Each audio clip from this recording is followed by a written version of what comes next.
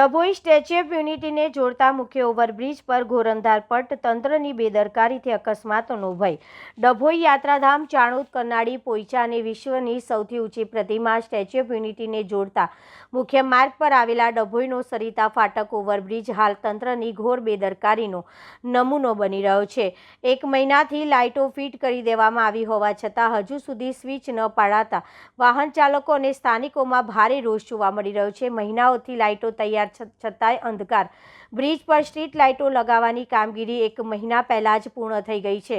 આમ છતાંય સ્ટેટ હાઈવેના અધિકારીઓની આળસ કે સંકલનના અભાવે આ લાઇટો હજુ સુધી ચાલુ કરવામાં આવી નથી। અકસ્માતનું વધતું જોખમ।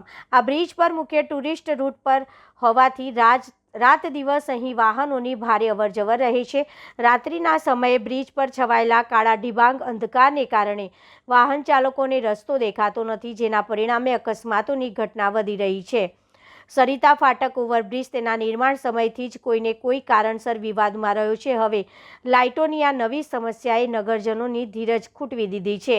નગરજનોની માંગ, સ્થાનિક લોકો અને મુસાફરોનો આક્ષેપ છે કે અધિકારીઓ કોઈ મોટી જાનહાનિની રાહ જોઈ રહ્યા હોય તેમ લાગે છે। જો લાખોના ખર્ચે લાઇટો લગાવી જ દેવામાં આવી હોય તો તેને ચાલુ કરવામાં કયું વિઘ્ન નડી રહ્યું છે?